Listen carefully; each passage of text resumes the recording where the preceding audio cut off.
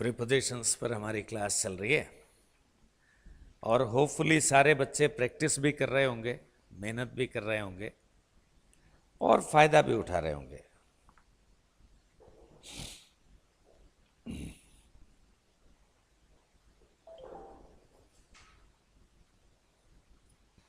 Prepositions पर हमारी class चल रही है और होपफुली सारे बच्चे प्रैक्टिस भी कर रहे होंगे, मेहनत भी कर रहे होंगे और फायदा भी उठा रहे होंगे। वॉइस भी ठीक है, वीडियो भी ठीक है।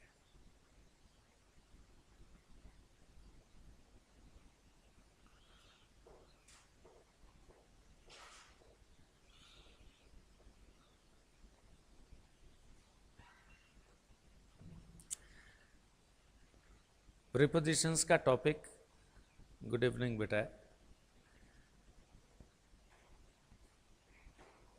किसी भी विषय में जब हम परफेक्शन की बात करते हैं ना, तो आपने बोर्ड पर कुछ पढ़ा, टीचर ने कुछ बताया,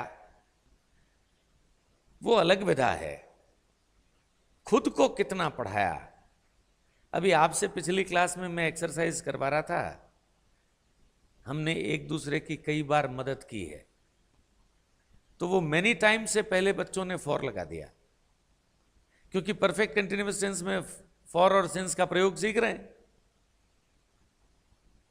कहीं पर भी समय देखते हैं उससे पहले फॉर और सिंस लगा देते हैं। वो बेटा हर जगह फॉर और सिंस थोड़ी लगता है। ये क्या गलती है? ये गलती है विषय को आत्मसात नहीं करने की। और जैसे जैसे आप काम करते जाते हो, चीजों की कॉन्सेप्चुअल क्लियरेंस आपके लिए होती चली जाती है, तब आप अपनी पूरी अथॉरिटी से काम करते हैं। तो मेरी ये सलाह ऑनलाइन वाले बच्चे, ऑफलाइन वालों को तो है ही है,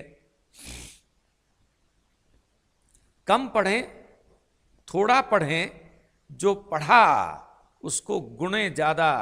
मारवाड़ी की वो कहावत याद है ना, पढ़े ना गुणों फायदो करे।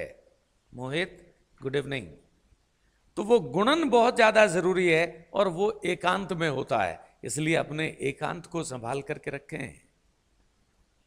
आज के इस दौर में हमारा एकांत खत्म हो गया और एकांत खत्म होने से मानसिक कमजोरी हमारे अंदर डेवलप हो गई, धीरे धीरे चिड़चिड़े ज्यादा हो गए, ज्ञान का स्तर बढ़िया नहीं है।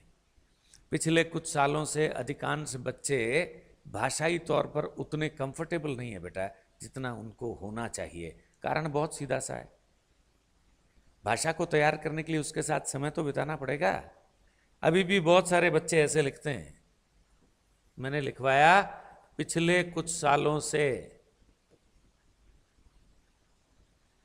एबे टाबर है जिकना माइथ सैलरी लाख 1.5 लाख रुपया टाबरारी एजुकेशन माथे, स्कूल और ट्यूशन और किताबा माथे खर्च करे। बेटा क्या लिखा है?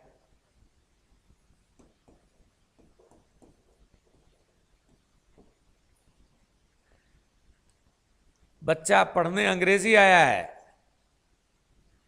दयनीय उसकी हिंदी भी है। मैं एक लंबे समय से मेहनत कर रहा हूं।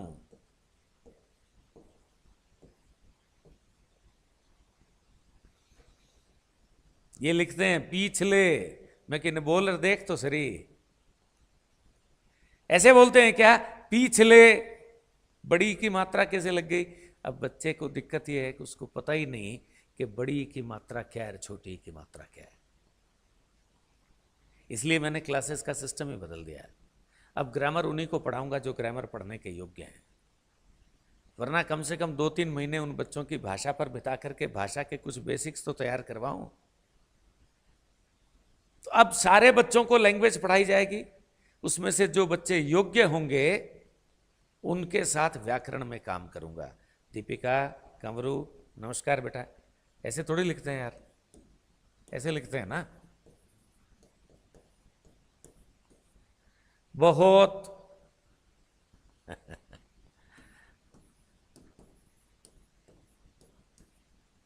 मेहनत। अच्छा, इसमें कोई दोष थोड़ी है। जब मैं स्कूल में था तो छोटा था, गैर जिम्मेदार था, मैंने टैलेंट दिखाया नहीं तो टीचर्स मेरे में इंटरेस्ट नहीं ले सके। अब तो बड़े हो गए, अब तो हम जानते हैं बेटा, अपनी जिम्मेदारी खुद उठा सकते हैं। तो अपनी भाषा के और व्यक्तित्व के विविध आयामों पर काम करो। कम पढ़ो, थोड़ा पढ़ो, लेकिन जो पढ़ो उसको रॉक सॉलिड पढ़ो। कुछ एक्स्ट्रा टाइम अब बिताना पड़ेगा। और अब तो समझदार हो यार, इधर उधर जो नॉनसेंस एक्टिविटीज़ हमारा समय बर्बाद कर रही हैं उनको कर्टेल करो और वो समय अपनी एजुकेशन, लैंग्वेजेस और पर्सनालिटी डेवलपमेंट पर बिताओ। पिछली क्लास में हमने कौन कौन से प्रीपोजिशंस देखे उनको यहां पर नोट डाउन कर देता हूं, है ना। हमने ऑन देखा बेटा, ओवर देखा, अबाउ देखा, ऑन टू देखा और अपॉन देखा। इन सब का शेयर्ड सेंस होता है ऊपर। तो जो जो बच्चे नए हैं, मान लो आज या भविष्य में कभी इस क्लास को अटेंड करें, वो इससे पहले के प्रीपोजिशंस के जो 2 वीडियोस हैं उनको देख लें। फिर हमने अंडर देखा, इन दोनों का शेयर्ड सेंस होता है नीचे, इनमें डिफरेंस देखा। फिर हमने इन और इनटू देखा, इन दोनों का सेंस होता है अंदर, ये डिफरेंस देखा। फिर हमने फ्रॉम, टू, टिल और इनके अलग अलग प्रयोग देखे। तो सब पर चर्चा नहीं करेंगे बेटा जी। जिन बच्चों को ये सीखना हो वो पहले वाले दोनों वीडियोस देखें। तो जो बात 2 घंटे लगा करके पढ़ाई है वो 5 मिनट में समराइज नहीं कर पाऊंगा। चलो आज इसी बात को आगे बढ़ाते हैं।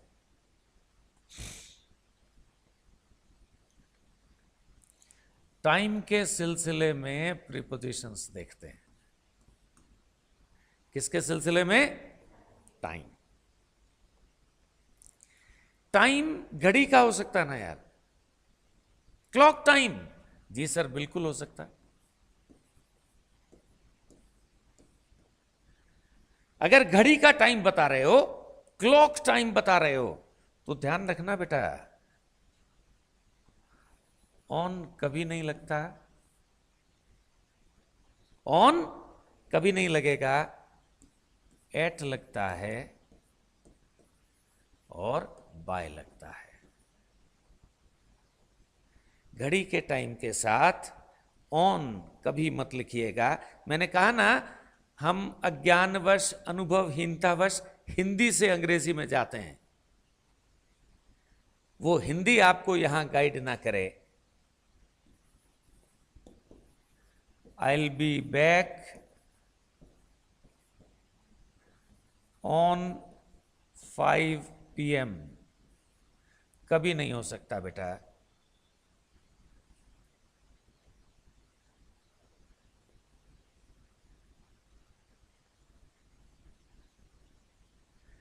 मोटिवेशन इंग्लिश ग्रामर समझ में आ जाती है, पर इंग्लिश नहीं लिख सकते हो। चलो, आप जैसे और भी बहुत सारे बच्चे होंगे, किसी को ये प्रॉब्लम होगी बेटा, इंग्लिश लिख नहीं पाते। अभी सॉल्व कर देते हैं बेटा। किसी को ये प्रॉब्लम होगी कि वो इंग्लिश नहीं लिख पाते, किसी को ये प्रॉब्लम होगी कि वो पढ़ नहीं पाते।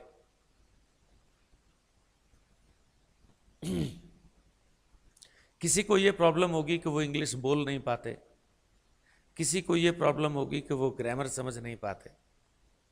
आपकी जितनी भी प्रॉब्लम्स हैं उन सब का समाधान बता देता हूं एक लाइन में। शुरू कर दें, शुरू कर दें, रिजल्ट्स के लिए कभी न जाएं। बाबूलाल, विक्रम, शुरू कर दें। हो सकता है शुरू में बिल्कुल पढ़ने में ना आए, कितने एक दिन नहीं आएगी। सुनना शुरू कर दें, हो सकता है शुरू में बिल्कुल पता ना चले क्या बोल रहा है, कितने एक दिन पता नहीं चलेगा। लिखने में दिक्कत है, लिखना शुरू कर दें। क्या लिखें सर? जो मर्जी आए वो लिख। धीरे धीरे इन सब में परिणाम आने शुरू हो जाएंगे। बोलता है तो समझ में आ जाता है। अंग्रेजी बोलना प्योर आदत है। सुनोगे पढ़ोगे तो दिमाग अंग्रेजी के साथ में कंफर्टेबल हो जाएगा, वो धीरे धीरे धीरे धीरे आपकी जबान पर आने लग जाएगा।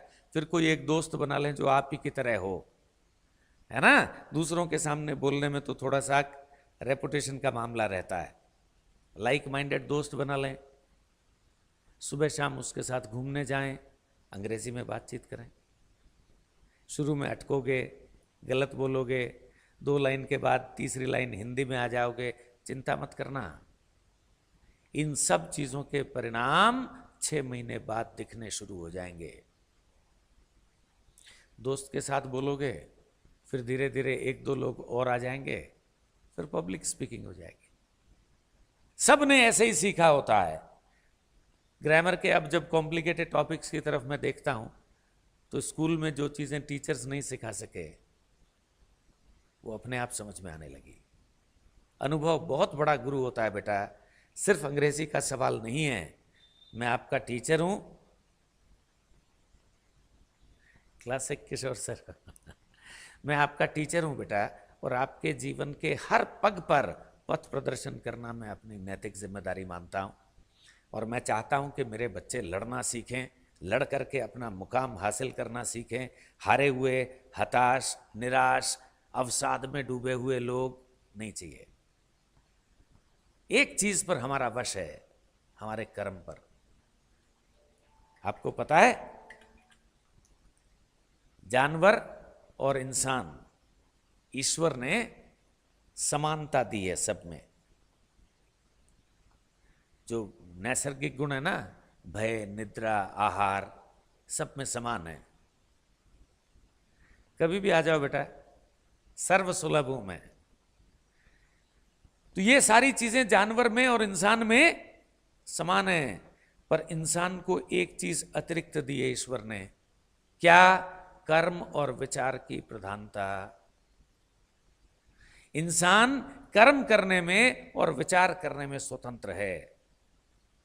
यही चीज हमें जानवरों से अलग बनाती है। तो अगर आप अपने जीवन को बड़ा बनाना चाहते हो तो अपने विचार और कर्म बड़े बना लो, जीवन बड़ा बन जाएगा। बुद्धि दोनों में है। इंसान के पास विवेक भी है, और बेहतरीन लोग विवेक के स्तर पर जीते हैं। रिजल्ट्स के साथ कभी चिंतित मत होना। होने दो ना, असफलता कितने दिन होती है। अंग्रेजी तो ये है बेटा, मेरा ननिहाल पाली जिले के एक गांव में है, और वो लोग शिक्षित नहीं हैं, पर पिछले कई सालों से वो साउथ में सेटल्ड हैं और सब तमिल बोलते हैं। आपके चाचा जी भी पढ़े, गुड यार, फर्स्ट ग्रेड टीचर हैं आज, बहुत अच्छी बात है। तो तमिल जैसी भाषा सीख गए अनपढ़ लोग। अंग्रेजी तो बहुत सरल है। वो शुरुआती 2-4 महीने की असफलता जो होती है ना, वो अधिकांश बच्चे झेल नहीं पाते। घड़ी के टाइम के साथ में कभी भी ऑन मत लगाना। I'll be back at 5 PM। ये बिल्कुल ठीक है बेटा। at 5 PM का क्या मतलब है? शार्प 5 बजे। ना तो 5 बजे से 1 मिनट पहले और ना 5 के 1 मिनट बाद। ये बात जब भी आपको कहनी हो तो I'll be back at 5 PM। और मैं ये बात I'll be back by 5 PM भी कह सकता था बेटा। I'll be back by हमेशा अंतिम समय सीमा बताता है।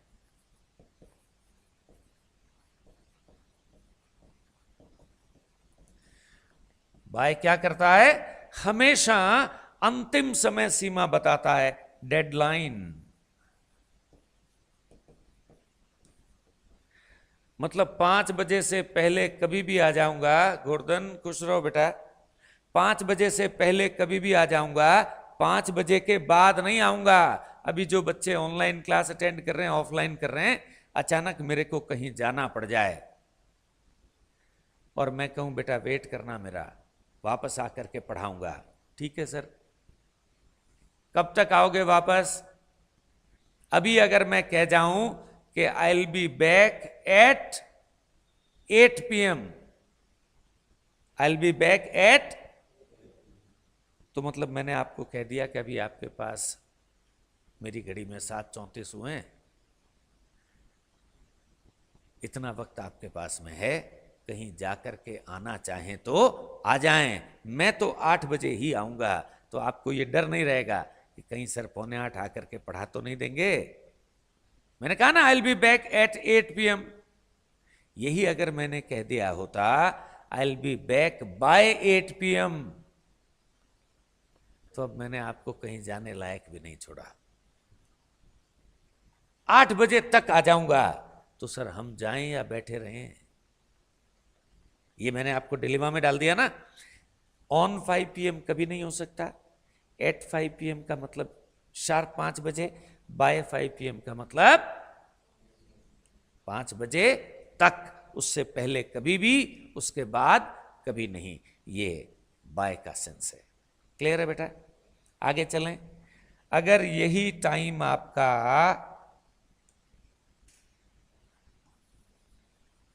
डेज एंड डेट से कंप्राइज करता है, टाइम किससे बना हुआ है बेटा जी? डेज, संडे मंडे, डेट 25 26 27, तो टाइम अगर आपका डेज एंड डेट्स का है तो याद रखना एट कभी नहीं लगेगा। एट संडे, एट मंडे कभी नहीं होता। एट 26 अप्रैल, एट 29 अप्रैल कभी नहीं होता। डेज एंड डेट्स में एट कभी नहीं लगता, ऑन लगता है बेटा, और बाय भी लगता है ना? ऑन संडे,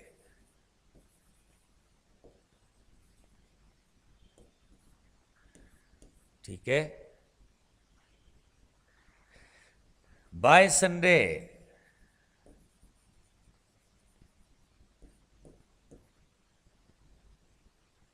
आज मैं बाहर जाऊं और आपको कह जाऊं बेटा आई will be back on 29 April, I will be back on 29 मतलब 29 को आऊंगा। आप बीच में मुझे टेलीफोन करके क्यों पूछ रहे हैं?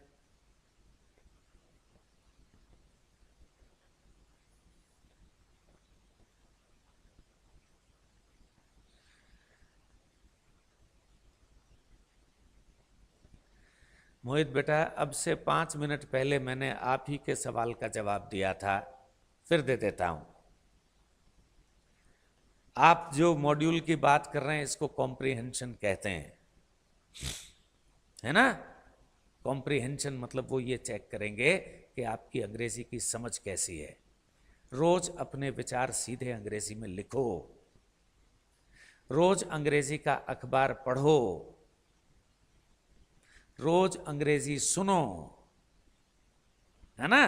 तो रीडिंग, राइटिंग और स्पीकिंग सुनोगे तो उससे लिसनिंग तैयार हो जाएगी। इन तीनों के सम्मिलित प्रयास से अपने विचार को अंग्रेजी में ट्रांसलेट करने की आदत डालो, और कोई लाइक माइंडेड व्यक्ति मिल जाए उसके साथ अंग्रेजी में बातचीत करो। नहीं मिले तो आजकल तो इलेक्ट्रॉनिक गैजेट्स बहुत सारे हैं, कोई रिकॉर्डिंग मॉड्यूल ऑन करो और अपने दिमाग से कहो कि अगले 5 मिनट तक लगातार अंग्रेजी बोलूंगा, मुझे विचार और अंग्रेजी दे। और अपने दिमाग को इस तरीके से प्रेशराइज करोगे ना तो दिमाग आपको इस लेवल पर भी ला देगा। मैं करता था ऐसे, मैंने आपको 5 मिनट का कहा, मैं अपने लिए ये समय सीमा 10 मिनट की तय करता था। 10 मिनट तक लगातार अंग्रेजी बोलूंगा, इसके बीच में रुकूंगा नहीं, घड़ी सामने रख करके रिकॉर्डिंग करता था। तो फिर मेरे दिक्कत ये आई, बोल 8:30 फ्री होंगे। मैंने ये शुरू किया बेटा, कोई भी चीज आसानी से नहीं मिली, मैंने शुरू किया और जब बोलना शुरू किया तो थोड़ी देर बोला, फिर मुझे लगा कि अब प्रॉब्लम इंग्लिश के साथ में नहीं है, बोलूं क्या, विचार ही नहीं है। विचार की दिक्कत है, अंग्रेजी की नहीं है। तो मैंने कहा अपने कंफर्ट जोन में आओ, जो आपका फील्ड है जिसमें आपको विचार की दिक्कत नहीं है उसमें आओ। ये बात 30-35 साल 36 साल पुरानी है। अब तो बिना किसी प्रिपरेशन के 1 घंटे तक बोल सकते हैं, पर आज की अवस्था अचानक नहीं आई है, it has taken a long time. तो मैंने कहा क्रिकेट मेरा पसंदीदा फील्ड है, उसमें मुझे जानकारी है और मैं क्रिकेट पर कमेंट्री कर सकता हूं। तो मैं रोज क्रिकेट पर कमेंट्री करता था, इमेजिन करता एक मैच को, 2 टीमें इमेजिन करता, खिलाड़ियों के एक्ट को इमेजिन करता, और मेरे समझ में आ गया कि अगर एक विचार से दूसरे विचार के बीच में गैप है, उस गैप को बॉडी लैंग्वेज से कैसे भरना है, किसी नए थॉट को बोल करके पुराने थॉट से कैसे जोड़ना है। बड़ी मदद की उसने मेरी। और मेरी सारे ऑनलाइन बच्चों से सलाह है, खाली ट्यूशन क्लास अटेंड करने की औपचारिकता न करें, कोई फायदा नहीं होगा। अच्छा लग रहा होगा, अच्छा लगना अलहदा विषय है, लेकिन क्या जीवन बदलने लायक एक्टिविटी बना लिया आपने इसको? ये क्लास आपका जीवन बदल सकती है। Do this on regular basis for next 6 months। मैं प्रॉमिस कर सकता हूं कि मैं अगले 6 महीनों तक आपकी क्लास लेता रहूंगा, कुछ ना कुछ रोज पढ़ाता रहूंगा। आप पढ़ें, आप सुने, आप लिखें, आप अंग्रेजी में सोचें और अपने आप को कंपेल करें कि आपके पास में 10 मिनट, 3 मिनट, 5 मिनट, शुरू करें 3 मिनट से, फिर उसको एक्सटेंड करें 5 मिनट से। अभी परसों मेरा स्पीच है जोधपुर में, मैं तो टॉपिक ही भूल गया क्या था। कल मैंने पूछा, अभी कोई प्रिपरेशन नहीं है मेरी, अब प्रिपरेशन क्या करें? ड्राइव करते समय 2 मिनट फोकस कर लूंगा मैं, और जब बोलना शुरू करूंगा तो बात में से बात निकलती चली जाएगी। रखना विषय के इर्द गिर्द ही है। ये कॉन्फिडेंस है, और ये कॉन्फिडेंस कमाया है बेटा। अब आपकी बारी है। मैं तो आपके सामने उदाहरण बनकर के प्रस्तुत हो सकता हूं, ये बता सकता हूं कि मारवाड़ी आदमी हूं। आपके और मेरे परिवेश में कोई फर्क नहीं है, पर मेरा समर्पण 24 कैरेट का है। मैं आपसे पिछली क्लास में उदाहरण दे रहा था, बच्चे अंग्रेजी बोलने में कितनी हेजिटेशन फील करते हैं यार। मैंने तो 45 दिनों में सीखी बेटा। कैसे सीखी? हर क्लास में बच्चों को बताता हूं। मैंने एक सेंटेंस दिया ट्रांसलेट करने के लिए,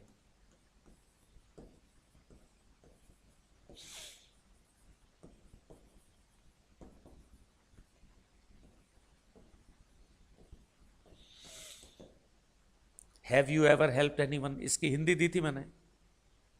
क्या आपने कभी किसी की मदद की है? कुछ बच्चों ने यहां एनीवन की जगह समवन लिख दिया था, तो मुझे कुछ और सिखाने का अवसर मिल गया। बेटा ये इंटेरोगेटिव सेंटेंस है, हाँ इंटेरोगेटिव सेंटेंस समवन से नहीं एनीवन से बनाना। आपको तो मैंने डिटर्मिनर्स पढ़ाए हैं, वो तो बिल्कुल नई क्लास के बच्चे हैं। तो मैंने उनको कहा कोई ज्यादा तकनीकी चर्चा नहीं करनी है बेटा। इंटेरोगेटिव सेंटेंस बनाते हो तो इंटेरोगेटिव सेंटेंस में सम या समवन समबडी इस्तेमाल मत किया करो। Any, anyone, anybody, anything, any person, ये इस्तेमाल कर लिया करो। पहला एडवांटेज। और मैंने कहा क्या मतलब है इसका? क्या आपने कभी किसी की मदद की है? आप में और मेरे में बस फर्क इतना है, आपके लिए एक सेंटेंस हो सकता है, मेरे लिए एक विचार है। अब मुझे और कुछ भी पढ़ने की जरूरत नहीं है।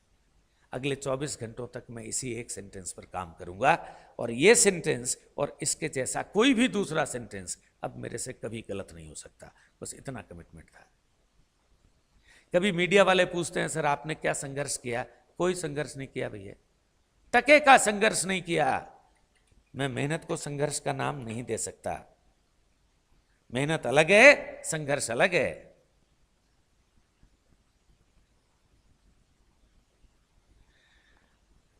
गोविंद, मैं बेटा कभी किसी एक्सक्लूसिव एग्जाम की क्लास नहीं लगाता, आज तक नहीं लगाई। ये इसकी क्लास और ये स्टेनो की क्लास और ये अगर की क्लास और मगर की क्लास, कभी कोई अलग से क्लास नहीं लगाता। इंग्लिश की क्लास लगाता हूँ, 0 से शुरू करके हाईएस्ट लेवल तक ले जाता हूँ। दुनिया का जो एग्जाम चाहो अंग्रेजी से रिलेटेड वो पास हो जाएगा। ऐसी कभी कोई क्लास मैंने नहीं लगाई, है ना? इधर आओ। Have you ever helped anyone? क्या आपने कभी क्रिकेट खेली है? Have you ever played cricket? क्या आपने कभी अंग्रेजी लिखी है? क्या आपने कभी अंग्रेजी बोली है? ये अंग्रेजी है। मैंने इस एक सेंटेंस के अलावा एक साथ 10 काम नहीं किए कभी, इसलिए मैं कभी मेहनत करता ही नहीं लगा। ये अंग्रेजी 24 घंटे मेरे मन में चलती थी। आज ये सेंटेंस मिला, मैंने जिस व्यक्ति से ये सेंटेंस लिया उस व्यक्ति को उससे बेहतर तैयार करके सुना दिया, और उसने कहा वाओ यार किशोर, थारी अंग्रेजी तो तकड़ी है। तकड़ी कट है बेटा, चोरोड़ी है, थारली पाछी बेची हूं तने, तू तपोड़ो कोनीर में तपोड़ो। मैंने सिर्फ 45 डेज में फ्लुएंट अंग्रेजी बोलना सीखा।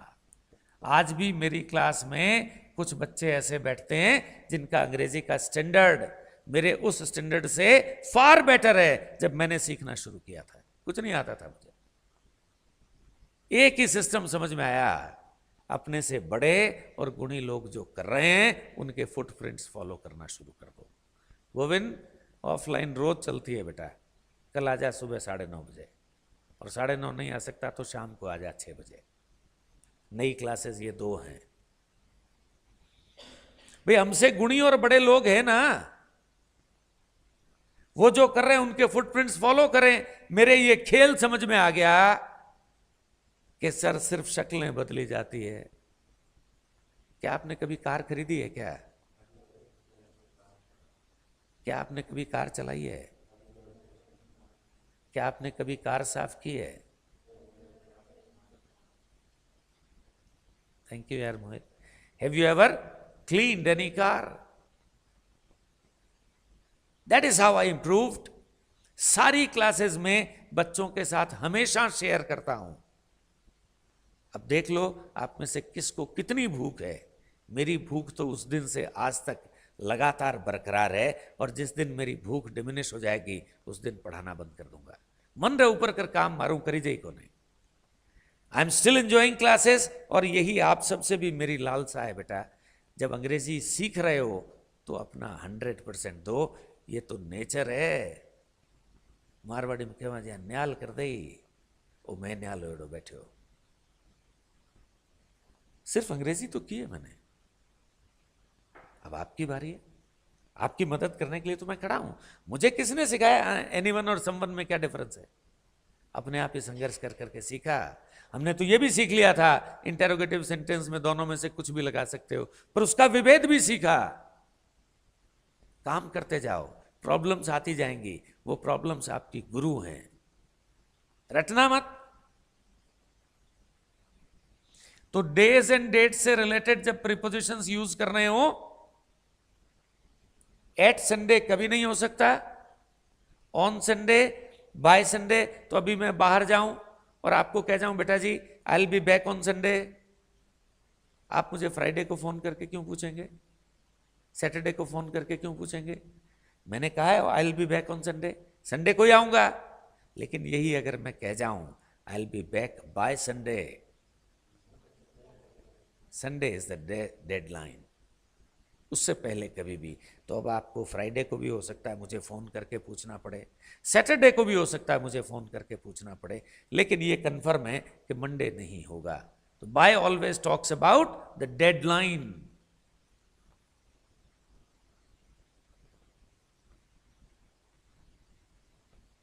लोकेशन बेटा गवर्नमेंट प्रेस के सामने है, और फीस जब मिलेंगे तो चर्चा करेंगे। जी को जितनी देवे बित्ती ले लूं मैं। गोविंद, मेरी क्लास का एड्रेस है कचहरी के पास। कचहरी और एमएन हॉस्पिटल के बिल्कुल बीच में एक जगह पड़ती है गवर्नमेंट प्रेस, उसके मेन गेट के ठीक सामने है। बाकी तू इलाके में कटी पूछी कोई बता दे तने। मारो परिवार 150 साल अठ रहे, कोई परदेसी ने पूछो तो शायद नहीं बता सके। बाकी कोई गाड़ी वाले ने पूछ, दुकान वाले ने पूछ, रिहायशी ने पूछ कि नहीं पूछ। Days and dates. अब गौर से देखना, ओकेजन,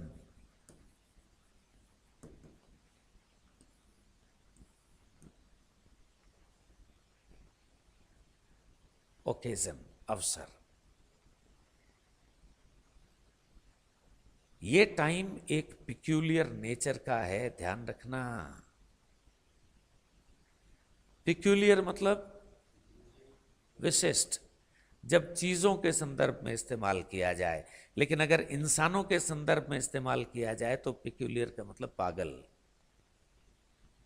चीजों के संदर्भ में इस्तेमाल किया जाए तो विशिष्ट है ना, पिक्यूलियर। तो जो ओकेजन होता है ना बेटा जी, वो थोड़ा सा पिक्यूलियर होता है। क्यों होता है? क्योंकि ओकेजन के साथ में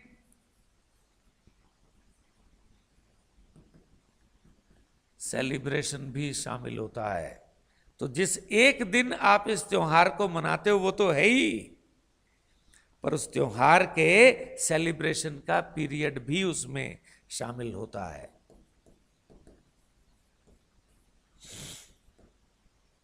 इसलिए जब भी किसी ओकेजन की बात करो, फेस्टिवल की बात करो, तो तीनों लग जाते हैं बेटा जी।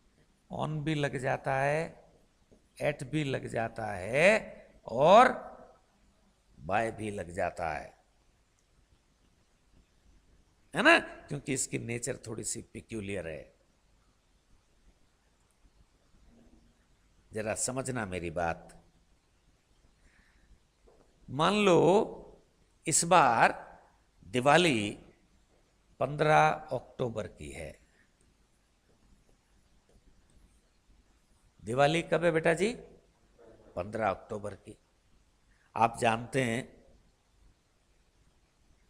दिवाली के सेलिब्रेशन क्या सिर्फ 15 अक्टूबर को होते हैं?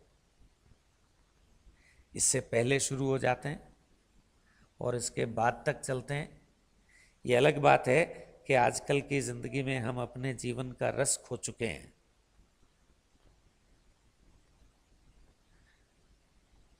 फेस्टिवल मनाने हमने बंद कर दिए, जीवन में आनंद के अवसर खत्म कर दिए। आज दोपहर में मैं कुछ लोगों के साथ बैठा था, उनमें से एक सज्जन कलकत्ता से आए थे, तो मैंने उनसे कहा कि कलकत्ता से मेरा भी संबंध खूब रहा है।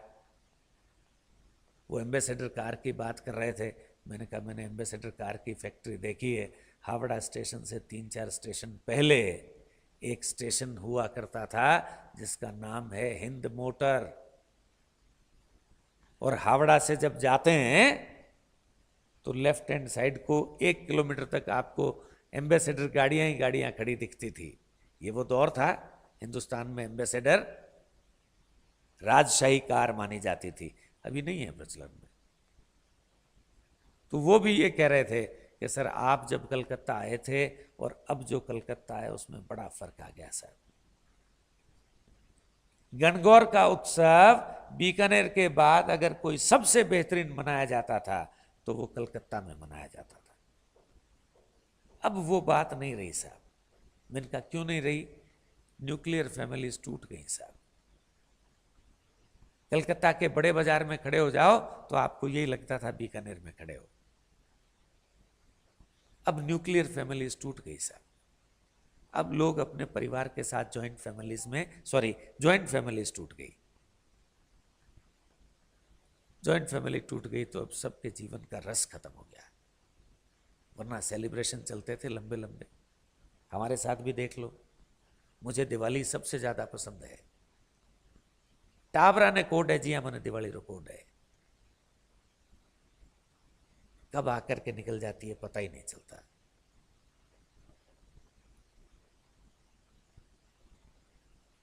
सगला फोन आज ही आई कहीं। तो दिवाली 15 अक्टूबर की है, राइट? अब एक गृहिणी कहती है या बच्चा कहता है कि हम दिवाली पर पटाखे चलाते हैं, हम दिवाली पर मिठाई बनाते हैं। उसने हिंदी में पर ही काम में लिया है, लेकिन उसके पर का क्या मतलब है? 15 तारीख। एक दुकानदार कहता है कि हम दिवाली पर बहुत अच्छी ग्राहकी करते हैं, उसने भी पर ही काम में लिया, लेकिन क्या उसके पर का मतलब 15 तारीख है? ना, सेलिब्रेशन शुरू हुआ वहां से 15 तारीख तक, ये दुकानदार का पर है। एक सैनिक कहीं बॉर्डर पर पोस्टेड है बेटा, और वो ये कहता है कि इस बार मैं दिवाली पर अपने परिवार के साथ सेलिब्रेट करूंगा। दिवाली पर, उस सैनिक के पर का मतलब है इसका सेलिब्रेशन, ये पूरा पीरियड। बात समझ में आ रही है? अगर एग्जैक्ट 15 तारीख की बात करनी है तो ऑन लगाना बेटा।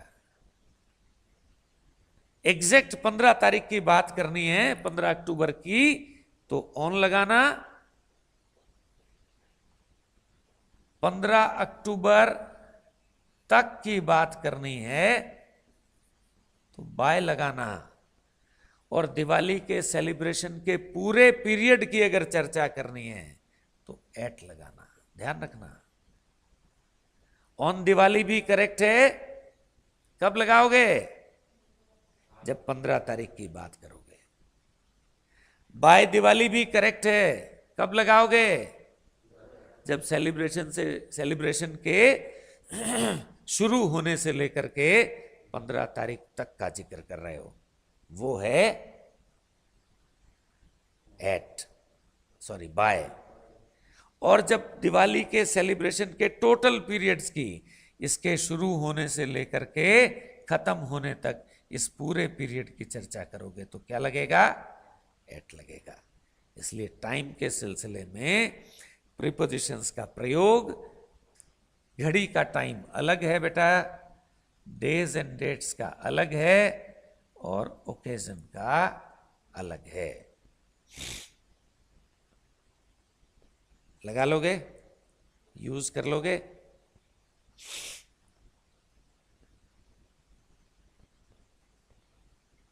बदलूं? टाइम के लिए फ्रॉम का प्रयोग, टू का प्रयोग, टिल और अनटिल का प्रयोग, फ्रॉम का प्रयोग, फॉर का प्रयोग, सिंस का प्रयोग, ऑन का प्रयोग, एट का प्रयोग, बाय का प्रयोग, सब टाइम को इंडिकेट कर रहे हैं। आज मैं बाहर जाऊं और आपसे कहूं बेटा कि आई will be back,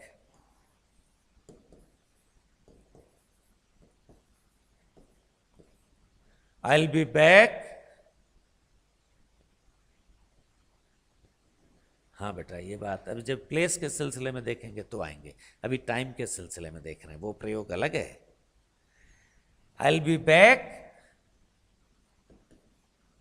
in a month.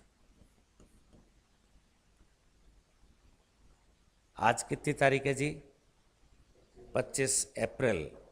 मैं 25 अप्रैल को खड़ा होकर के आपसे ये कहता हूं कि बेटा जी, I am going somewhere and I will be back in a month. कब इंतजार करोगे मेरा?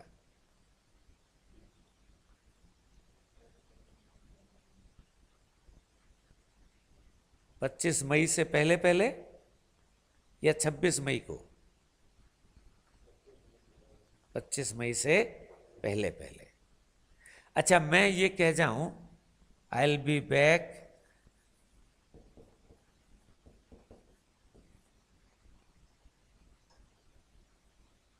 आई will be back with in a month. अब इन में विद इन में डिफरेंस क्या हुआ? इन एक महीना पूरा करके। आई will be back in a months time मतलब एक महीना बिता करके आऊंगा, मतलब 26 मई को मेरा इंतजार करना।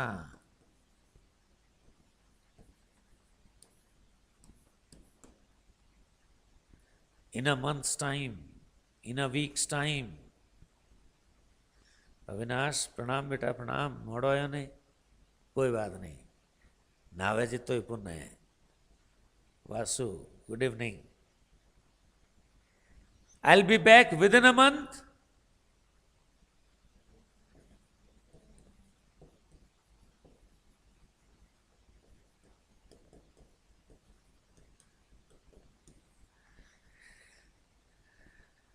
विद इन अ मंथ मतलब अगली 25 तारीख से इन और विद इन का बड़ा डिफरेंस है, ध्यान रखना। ये छोटी छोटी सी चीजें करेक्ट इंग्लिश के यूज में बड़ी महत्वपूर्ण भूमिका निभाएंगी।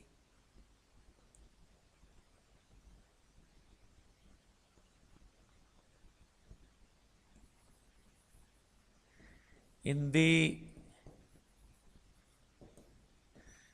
beginning of the film,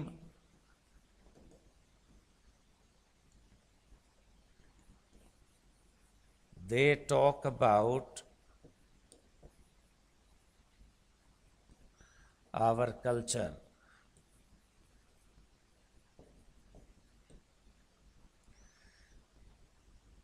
बताना तो बेटा इसका अर्थ। In the beginning of the film they talk about our, क्या लगाऊं, इन लगाऊं के एट लगाऊं, ये सवाल भी पूछ लेता। In the beginning of the film they talk about our culture, या at the beginning of the film they talk about our culture.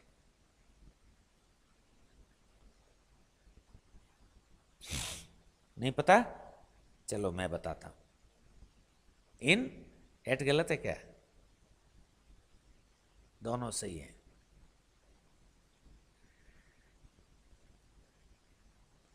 हाँ बेटा वासु, फिल्म के शुरुआत का क्या मतलब है? शुरुआत की 5-7 रीलों में, या पर्दे पर लाइट गिरेगी, लाइट गिरते ही? शुरुआत की तो परिभाषा अलग अलग हो गई ना। इंटरवल से पहले वाला पोर्शन, इंटरवल के बाद वाला पोर्शन, पर्दे पर लाइट गिरी, गिरते ही जो पहला सीन आया वो, या शुरुआती 2-3 रीलों में जो सीन आया वो एट फर्स्ट सीन। बहुत बढ़िया बेटा Deepika, good. In the beginning, शुरुआती दौर में।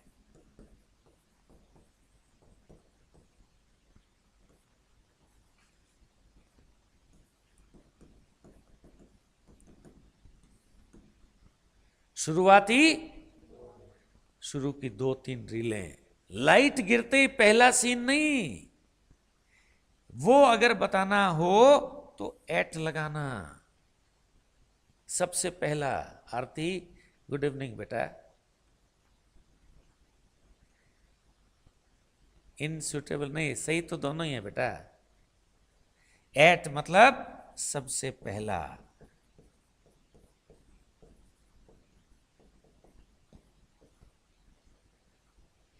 इसका एक एग्जाम्पल और ले लेते हैं ताकि आपके बात थोड़ी सी बेहतर समझ में आ जाए। बदल लूं क्या स्लाइड?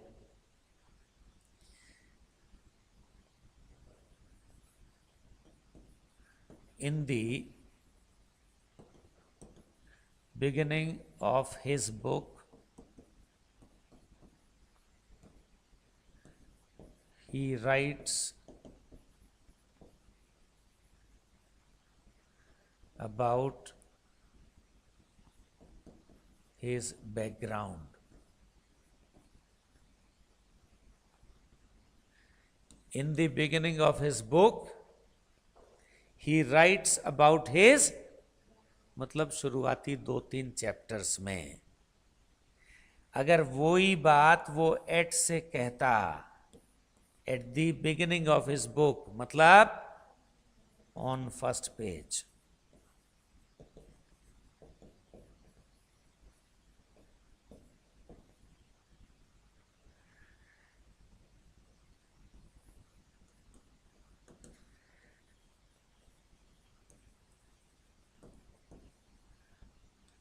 इन फ्यू चैप्टर्स, शुरुआती कुछ चैप्टर्स में। ये इन और एट का बहुत बड़ा डिफरेंस है बेटा, ध्यान रखना।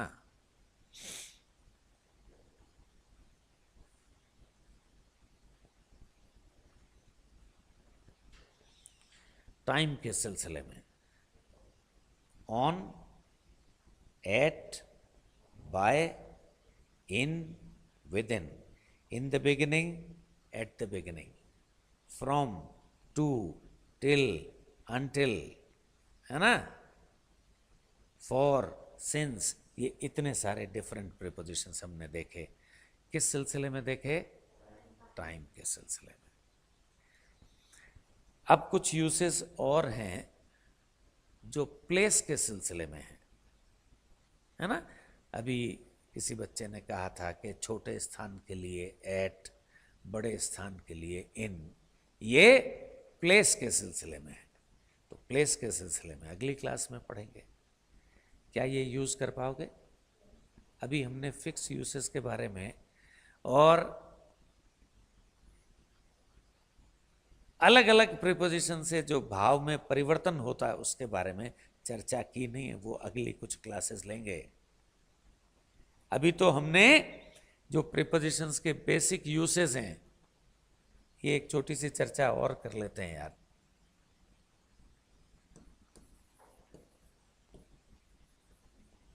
ये भी एक बड़ा कंफ्यूजिंग सा प्रीपोजिशन, शुरू में तो लगता था कोई कंफ्यूजन नहीं है, बाद में लगा कंफ्यूजन है यार।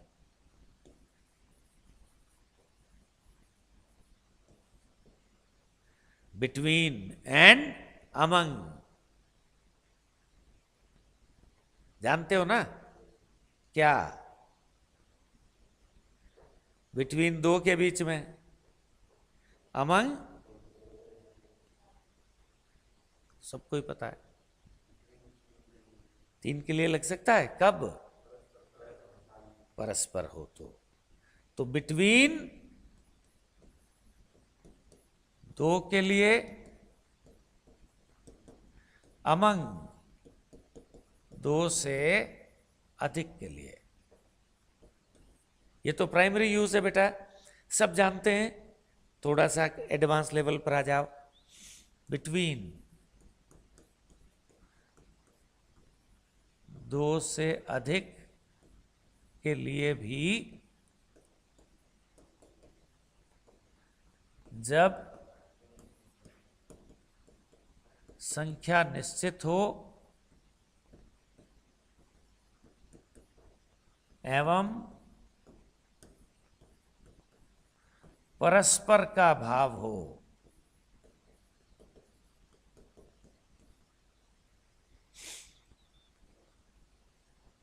हाँ बेटा वासु, ये जो आपने लिखा इतना तो शुरुआती दौर में सब जानते हैं, बिटवीन दो के लिए और अमंग दो से अधिक के लिए। लेकिन दिक्कत कब आती है? जब हम दो से अधिक के लिए बिटवीन का प्रयोग देखते हैं, वो हमें पता नहीं होता। आज सीख लेना, दो से अधिक के लिए भी बिटवीन का प्रयोग होता है, लेकिन एक शर्त है। क्या? संख्या निश्चित होनी चाहिए। और न सिर्फ संख्या निश्चित होनी चाहिए, उनका परस्पर इंटरेक्शन भी होना चाहिए। जैसे अभी आप बहुत बढ़िया एग्जांपल ले सकते हैं, the IPL is being played between, कितनी 9 टीमें हैं क्या भाई? पता नहीं कितनी है, हम मान लेते हैं बिटवीन 9 टीम्स। बिल्कुल सही प्रयोग है ये, 9 टीमों के लिए बिटवीन। हां, क्यों? एक तो संख्या निश्चित है, दूसरा वो 9 की 9 टीमें आपस में खेल रही हैं कि नहीं, तो ये जो परस्पर रिएक्शन है वो बिटवीन से होता है। इसलिए 2 से अधिक के लिए भी बिटवीन का प्रयोग होता है, ध्यान रखना। बिटवीन 3 टीम्स, टीम्स करो बेटा, 3 तो ठीक है, but there is condition. Sir कौन सी है बेटा वासु, बता।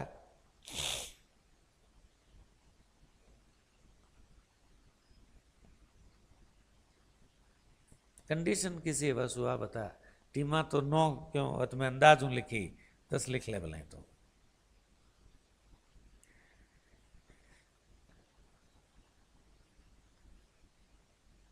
एक यार अमिट भी होता है ना,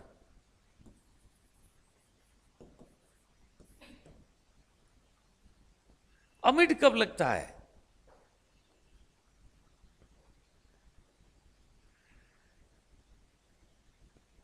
नहीं पता है बिटवीन और अमंग जैसा ही। लेकिन अमिड जब यूज होता है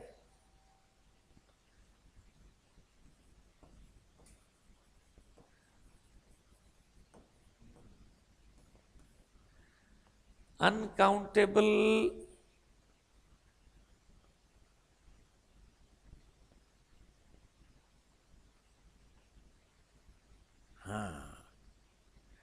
अनकाउंटेबल से और बेहतर शब्द काम में ले लो, काउंटलेस।